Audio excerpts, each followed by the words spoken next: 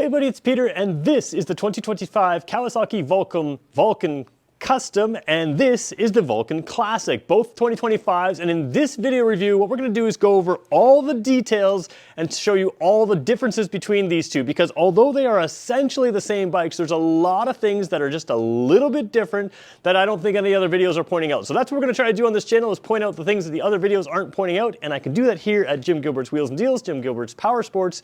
They are the #1 volume Kawasaki dealer in the country, and they give me complete access to their entire vehicle lineup. So if you have questions about everything and you want to see these things again, just let me know in the comments and we can make sure we come back to you again and again. And of course, this year I'm going to cover every single 2025 motorcycle that I possibly can of all kinds of brands. So if you want to help the channel out, of course, like and subscribe, that helps. But also just watching these videos till the end makes a huge difference, really helps out. And the more I can grow this channel, the more access I get to more things, the more fun we can have, more content we can have for you. All right, let's get going with this review. So before we go into all the details, let's put these in a class. Now, classes kind of get skewed as the time goes on, and in 2025, these are still very much classic cruisers. This is a Vulcan Classic, Vulcan Custom, but they're classic cruisers. So obviously different wheel size, different shape, different style, but again, everybody I think would call these things cruisers, and that's really what they are. Big V-twin cruisers. So we're going to talk about the engine, talk about those kind of things. There's really not a lot to argue about these. Sometimes people say the Vulcan S and the Eliminator are not cruisers, and that's fine. You can say that. Kawasaki disagrees, and I just like to call them cruisers because it doesn't really matter what class they are. If they work for you, they work for you.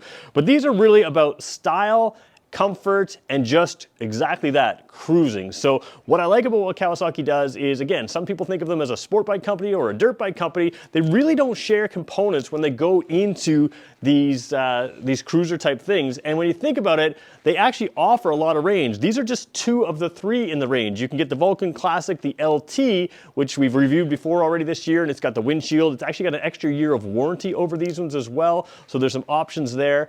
And then you have these 2. Then, like I said, Vulcan S, you've got a couple options of that. The Eliminator, you've got a couple options of that. You've also got the Vaquero. So there's all kinds of cruisers in Kawasaki's lineup that I think people overlook sometimes. But we're talking about these 2 today, so let's start right at the front wheels. So I always say, if you've seen my videos before, you know I like to start with the front wheel because it shows you the manufacturer's intent for the bike. Well, given that these are essentially identical bikes, they have very different front wheels. So how do we justify that? How does my theory finally fall apart? Well, I don't think it does. So first of all, you have a 16-inch front wheel here. Both bikes share the same size 15-inch rear wheel, but this is a 16-inch. Obviously, you got some style difference here. You got the white wall, you got the big fat tire, 130 width tire, spoked wheels. You have the same brakes on both these bikes, even though there's some styling difference that you'll see in a second. You also have the same suspension, which we'll show you in a second. There's differences there. So when you think about brakes, suspension, same thing there. You see some of the same components, and then obviously the styled front wheel is going to change things. Now, this one does turn 2 degrees sharper left and 2 degrees sharper right. It goes 38 degrees versus 36 degrees. Don't know why. Has probably something to do with the wheel.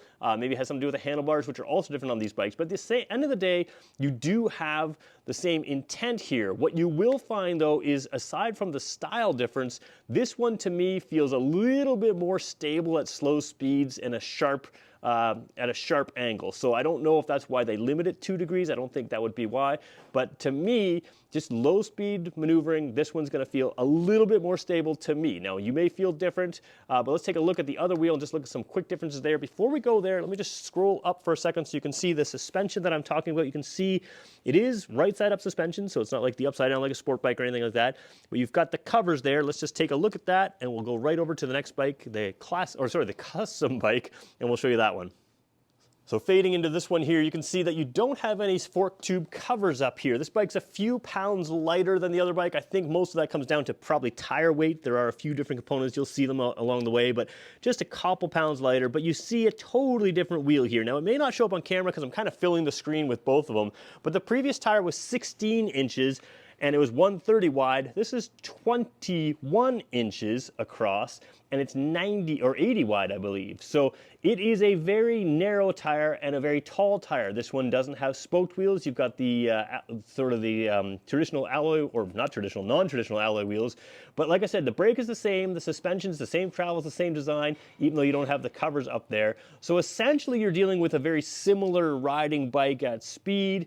you know, for the most part. But again, you do have a very different front wheel, which is going to react a little different in certain different situations. So while there is a style difference, there will be a slight riding difference. The other wheel is probably going to absorb, just with the amount of rubber on the road, it's going to absorb some irregularities more. But this one, like an adventure bike, the bigger approach angle of the wheel is also going to change the way it rides. So again, there is very much a different riding position or riding feel between these, although a lot of things are the same, like suspension and brakes. So it's kind of that weird mix of everything's the same and everything's different, but the intent is the same.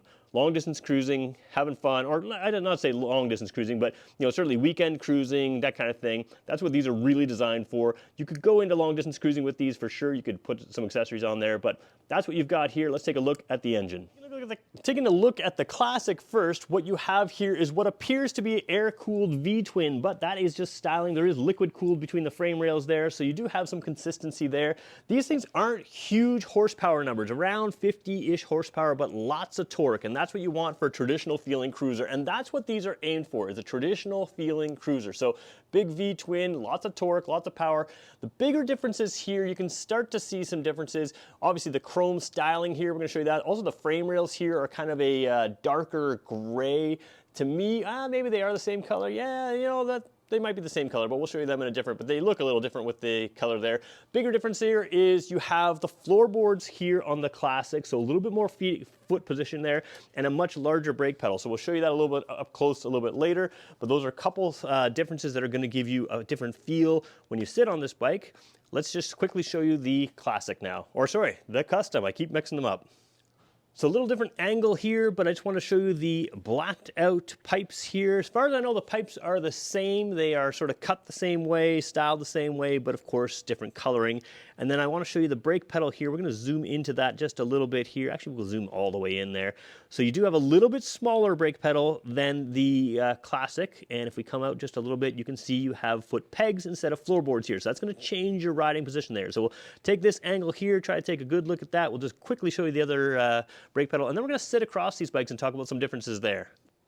So I don't know if I've done a good job showing this from the angles that I'm shooting it on, and of course everything looks the same when you start filling the screen, but this is a much wider and larger brake pedal, and you have the floorboards. The other thing worth mentioning is on the opposite side, the Classic bike here, we'll just come fully out. The Classic bike has a heel toe shifter with the footboard, whereas the Custom bike here, the red one in the foreground here, has just the regular traditional shifter. It is a 5-speed transmission. Some people are going to ask for a 6-speed on this. That's what the comments will say, and that's up to you if that's what you think it needs. But it is a 5-speed traditional, everything's traditional on these bikes.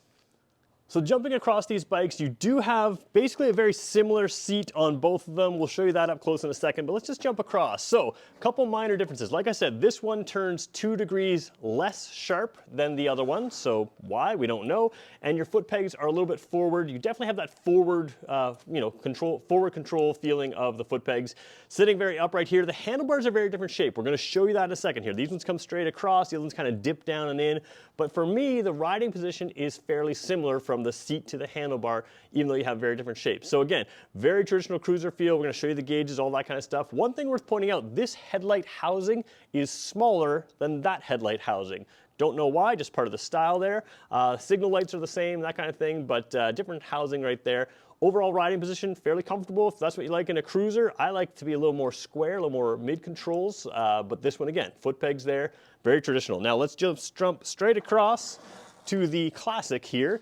The seat feels the same to me, but it definitely looks different, so we'll just jump across this one again. Again, you have a very low seat height, and the difference here is, again, where the other one I feel like I'm more up like that with my feet, this one, because of the footboards, I feel like have a lot more movement, and it is a little bit more square to me than having my foot out. Now, of course, you could put footboards on either of these bikes, but to me, the footboard is a little bit more comfortable. And as I said, the handlebars are very different here, but you do have a different sweep here, which we'll show you.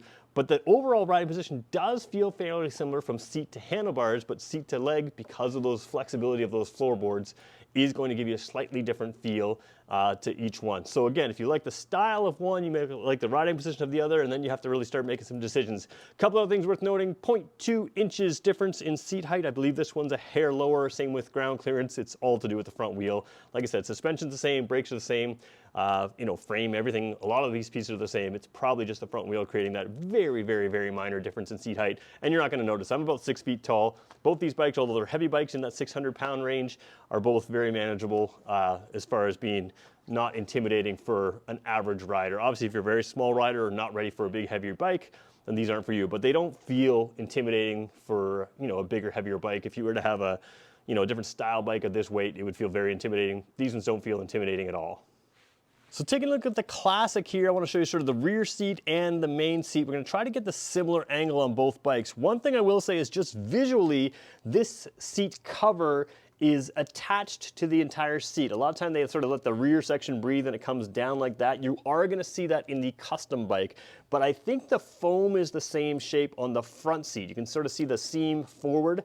I think the foam feels the same, at least it does to me. Both big wide seats, very comfortable, very good seats. One thing you will notice though is the rear seat is significant, well, not significantly, but it is larger on this bike. It's going to be a little bit more comfortable to take a passenger on this bike than on the Classic bike. We'll sort of show you that in the same shot there. It just narrows a little bit more there, whereas this one sort of seems to stay fully wide the whole way. Now remember, there is the LT version of this, which has a backrest. You can get a backrest on this, but as you start adding components to this, like a backrest and a windshield, and maybe some side bags, you have to start looking at the LT, because the LT has all of those included standard, just like this Classic, but it also gives you an extra year warranty. So that's really, there's no difference between them. It's just an extra sales pitch that you get with that extra year warranty. So it is worth noticing. But there's the rear seat there, front seat there. No pattern on either of these. We'll show you the custom right now.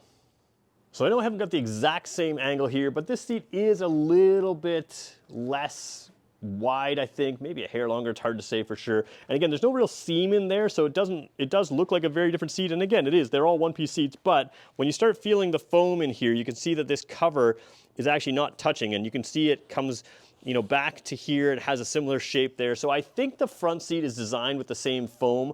The rear seat is different. And I will say this pattern type here gives you a little bit of a, let's just zoom right in there. There's a little bit of a pattern on there. And in the back, I don't know if you can see that as much, but this also has a texture, whereas the other one is a smooth leather type feel the whole way. This has a little bit of a texture, not really a suede type feel, but just a little bit more grippy area and a little bit more pattern in there. So those are the seat differences. Let's take a look at the dash on both these. So staying here with the custom, the key is actually straight down here. You can see that little green tag there, just between the seat and the tank there. So that's where you're putting the key in both these bikes, and you have the same dash on both, but we will show you the other bike for a second, or in a second, just to show you one little difference there. So let's just go all the way in there to just the speedometer there. See if we can kind of show you what's in there. Not a whole lot going on here. You do have a trip odometer and a regular odometer, so you can cycle through them by hitting the mode. There's a clock showing right now. There's the odometer at 1 and the trip odometer at 1, and that's all you have. Now you do have a fuel gauge in there. You can see a low fuel light, a temperature warning light, various warning lights in there, and then you have the standard lights here. If I can hold my camera steady enough, there we go. Neutral light. Your signal light is a solid signal or a single light for both signals, so whether you're left or right, it doesn't matter. Generally on a bike like this, you might see your signals anyways, but again, they do have the warning light there, and then of course the high beam light is there, and it does not show bright on camera simply because it's a dimmer light that is designed to not blind you at night when it's on. But that is the same dash on both. Now if we come out a little bit here, you can see that the angle of the handlebar here, first of all, it's a straight handlebar sort of across straight in there. You've got that different look, and it does kind of come in a little tight to the angle here. That's probably why you haven't got the extra 2 degrees of turn. It's probably handlebar related. That's my guess, hard to say for sure. The other thing is these bikes have a side stand, so your fuel is on the high, or your fuel filler is on the high spot when it's on the side stand, which allows you to have your dash through the middle here. Just gonna quickly show you the handlebar angle on the other one because the dash is the same, and then I'll show you the controls, which are identical on both motorcycles.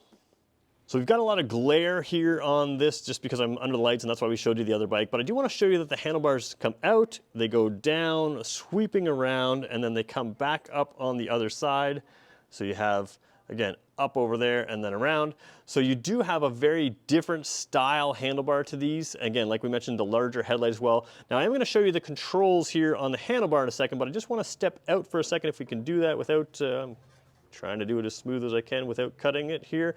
But you do have the heel toe shifter there. So if we zoom in there, you have your toe there, your heel there. So you do have that because of the floorboards, whereas the other bike here, if we just come across, you only have the regular shifter, which we can zoom in there. Sorry, that was the foot peg there, but the regular shifter right there. So again, one of the differences in controls, let's just show you the handlebar controls now, which are identical. So over here, clutch side, you have a nice big meaty kind of clutch lever here. None of these parts are shared. You have a fatter handlebar here than you have on other Kawasaki bikes, bigger, fatter kind of bar here, and also chunkier switches here. So you don't have things like the flash to pass that is seen on a lot of Kawasaki sport bikes, but you do have the high and low beam, so you can use that. And then you have the bigger signal lights that you would normally see, on a Kawasaki, and the bigger horn light there. As you go across to the other side here, we'll just try to keep it a little bit steady. You've got the kill switch and the start switch. Again, both are chunkier than you would see on regular Kawasaki. So no part sharing there, no cost cuttings there, just to get the, the parts that wouldn't matter down. You have got bigger buttons down there, which I think just goes well with the style. Again, they went fully out for the style on both these bikes, and I think they did a good job on them both. One other minor detail that I want to point out is both of these bikes activate your signal lights, or at least your marker lights, when they are in riding. So like the engine isn't running, which is why the headlight's not on, but if you see this with it on, you also have some extra width with the marker lights here, which I think is really good. A single headlight can be hard to see. A lot of guys riding these are going to be wearing black, so it can be a little bit hard to find at night.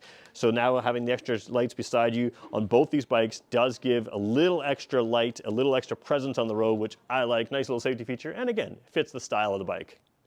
So let's talk about who these bikes are for. Obviously, the classic cruiser is going to appeal to different people. You're going to have to choose between the two on two different things. One, do you like the style of one over the other? And two, do you like the comfort? Now, the comfort can be tweaked. Like I said, foot pegs or footboards here can be put on both. You can kind of tweak that out for both of you.